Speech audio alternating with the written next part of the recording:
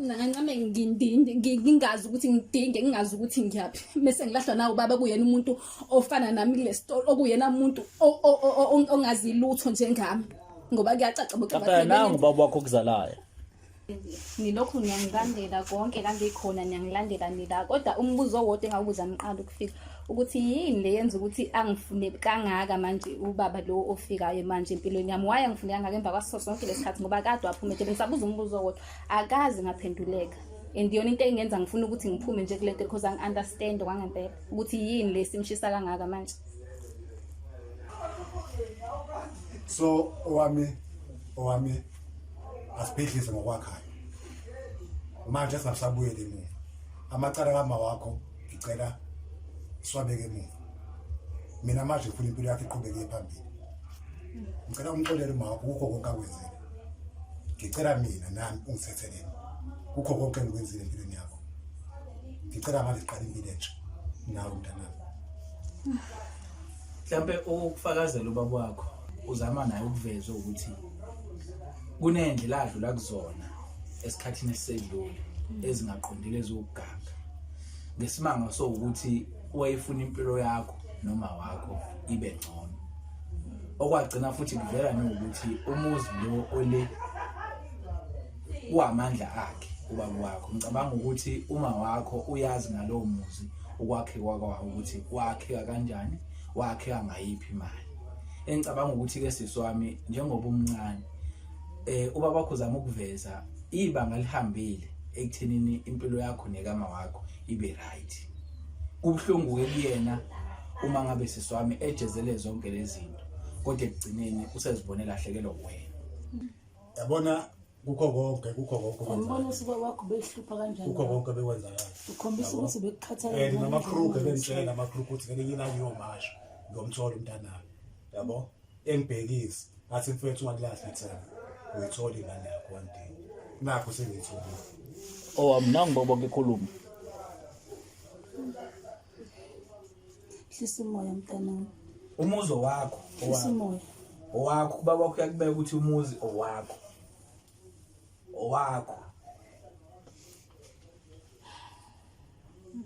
Ngaze manje ngididekile shame iyangidida mina lento le iyangidida kwangempela ngaphezulu nje kwamandla ami.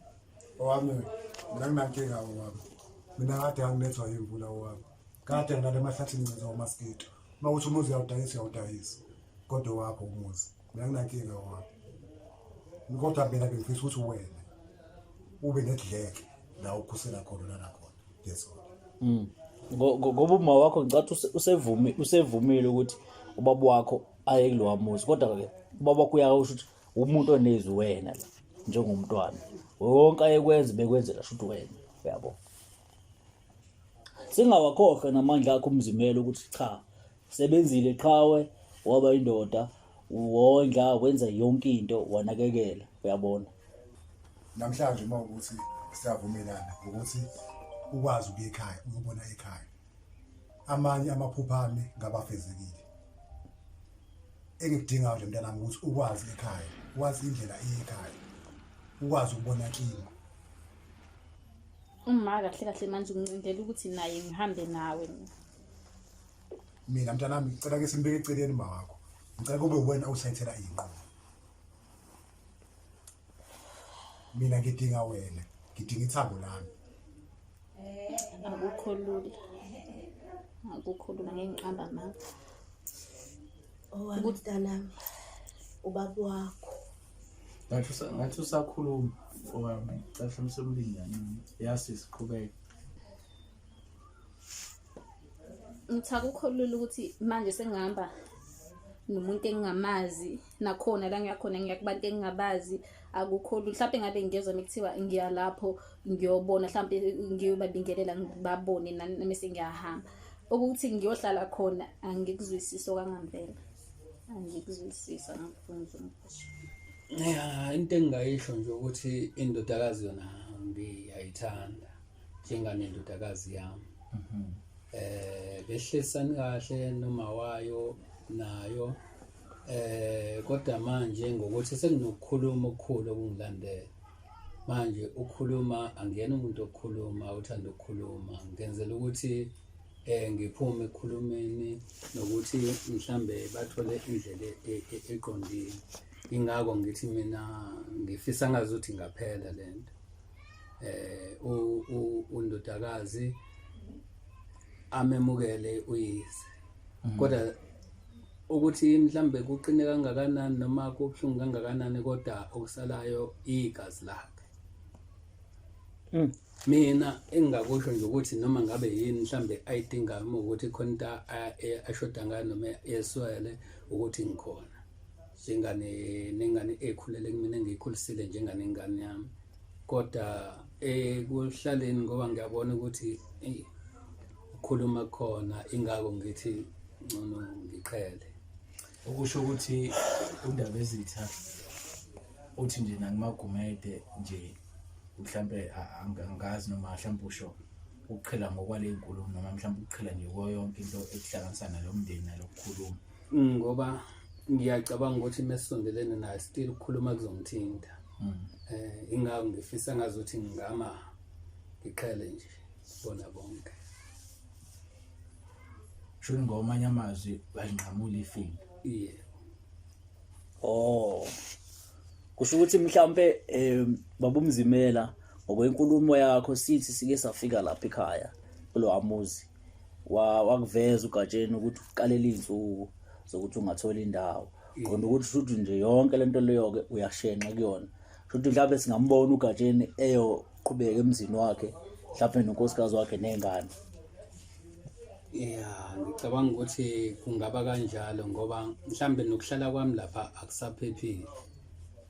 Ngoba ngazi ukuthi kusasa kuzokwenzekani nokuthi uzoplanani bese ngumuntu vese ongakuthanda ukukhuluma. Ingako ngithi nje ngcono ngiyikhiphe. Ngombono wami angeke ingane size ngempela bafowethu sifunde ukuthi siyayiphoqelela ngempela ukuthi okwamanje like okwanamhlanje ukuthi ayijwayele noma yipi.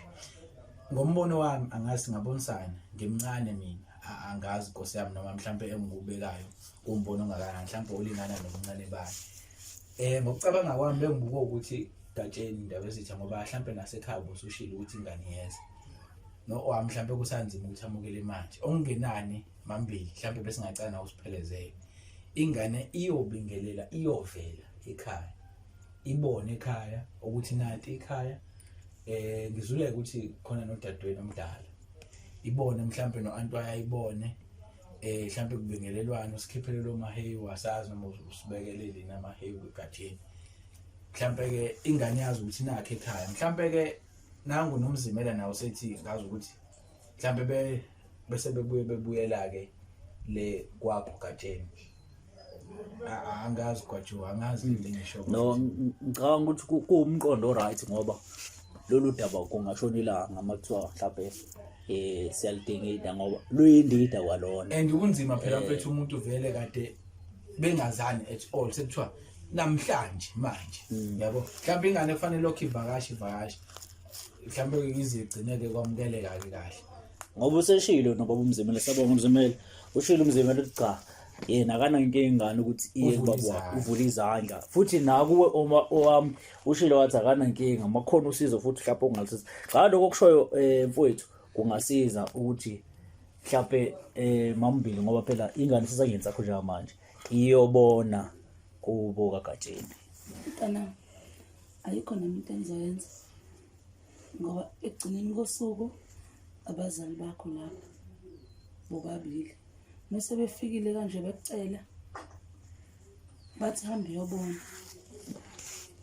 uyavuma akunankinga nami ngizoyibona nje ngeke ngize ngokulahla cha uzosiphelezela naye uzophelezela nami ngizoniphelezela ngiyobona nami la uyiswa khona sibone ukuthi indawo kanjani kodwa mina ngeke ngize ngikulahle. Lento malandele mina okay nje ukuyenza beshort bafethu kade sidingide asiphume nento eyi1 mhlambe besakucela ukubona Gatsheni ekhaya. Bakhuye kahle ke lo bakhuye no umfulo phezulu